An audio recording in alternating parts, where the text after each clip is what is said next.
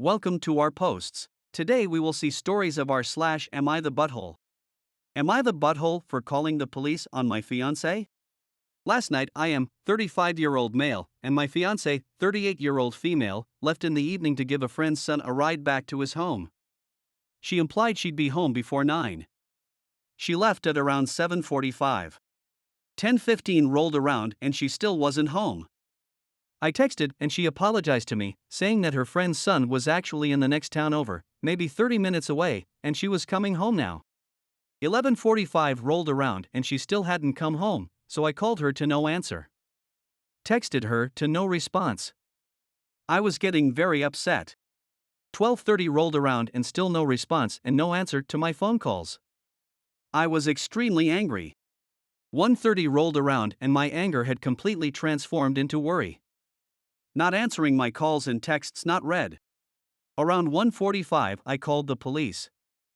I have always heard that the first 24 hours of someone being missing is the most important, so I didn't want to delay.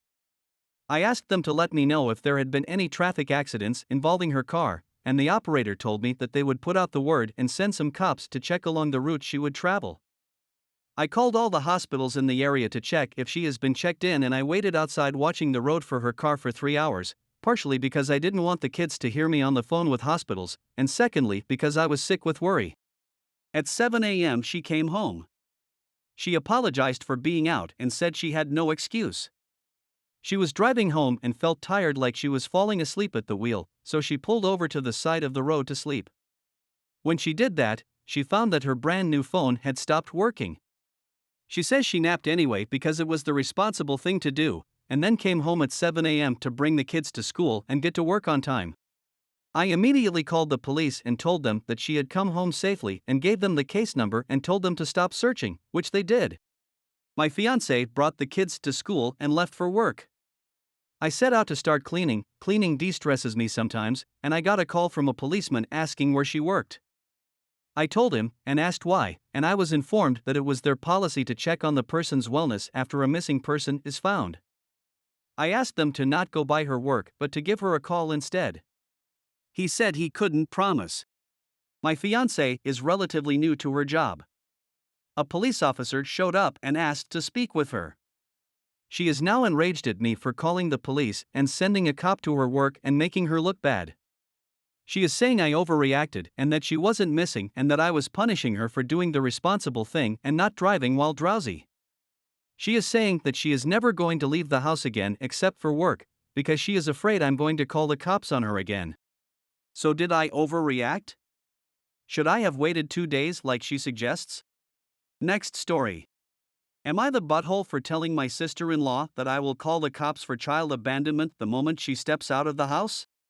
Me, 25 male, my brother Jack, 27 male, and his wife Jill, 25 female.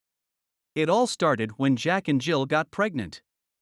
Their lease almost ended and my parents invited them to stay at our house. The day they came, Jack asked me why I haven't moved out of my room yet. I was confused, like what the F, and he told me that he and Jill will be at my room and I go to guest room. I refused, but my parents got mad, we got into a fight, I lost and ended in much smaller guest room. Then Jill had a problem with my cooking. I eat scrambled eggs with mozzarella and avocado every day for breakfast and she couldn't stand the smell. She asked me to stop, I refused, my parents got involved, I had to stop. There were problems with other food too, and I had to stop cooking them. I was told I must be more accommodating 'cause she pregnant. Like that is my problem.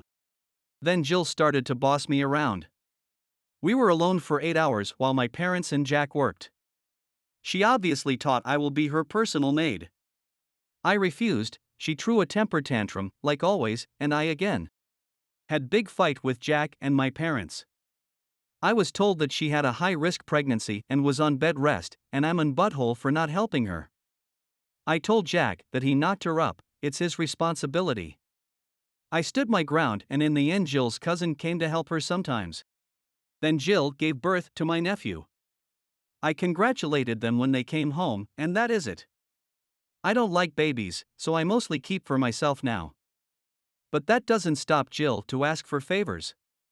Please watch the baby while I take quick shower, please watch it while I make myself some food, etc.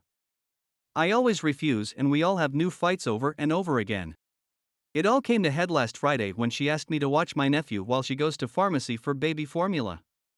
I refused. She got mad and we had a fight. She grabbed her purse to go anyway, and I told her that the moment she walks out the door I will call the police for child abandonment. I was serious and she knew it. She broke down and screamed what a horrible human being I am, then she ran to her room. She had complete mental breakdown. When Jack and my parents came home, we had the biggest fight yet. Jack accused me of hating Jill and my nephew, upon other things. I told him I refused to bond because they will weaponize him against me. My parents told me enough is enough. That they can't believe they raised such a selfish human being. And that either I help or I move out.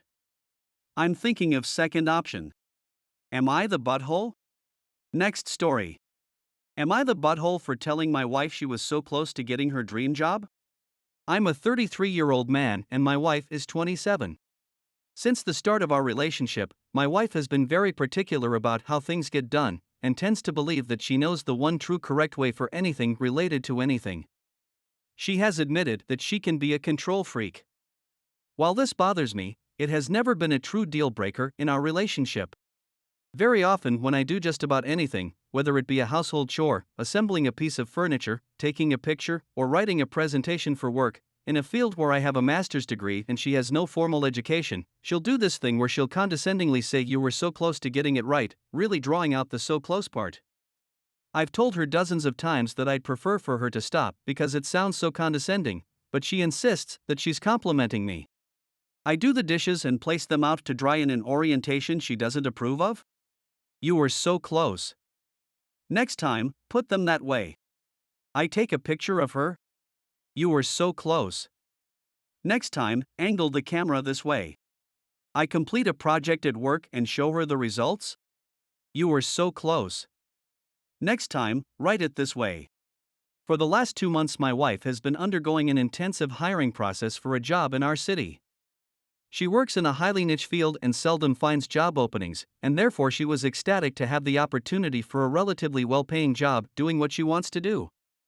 She got to the very final stage where the company was considering 2 people, coincidentally the other of whom was her college roommate. Well, on Friday she got the call telling her thanks for her application, but blah blah blah, record on file, all that jazz. My wife came to me crying. I immediately comforted her and "you were so close" blurted out. Her head whipped up and she asked what I meant by that. I said she was so close to getting the job, but was just a bit off. She immediately walked out to stay at her friend's house, where she is currently sulking. She finally sent me a text this afternoon calling me a huge jerk. Was I unnecessarily being in butthole here? Next story. Am I the butthole for returning my stepdaughter's birthday gift because she didn't save a cupcake for my daughter?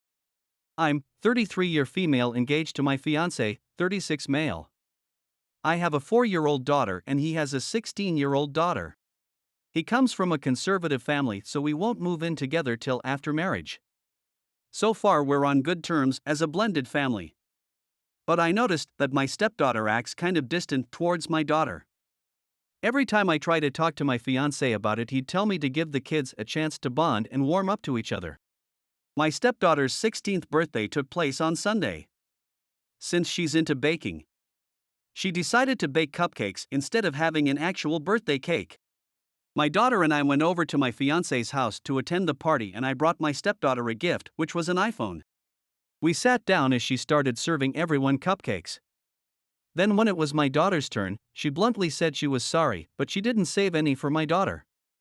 I felt confused. I asked if she made enough cupcakes and whether there were guests that came uninvited.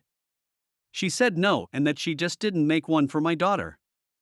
I asked why. She refused to say. I was so mad and felt hurt on my daughter's behalf.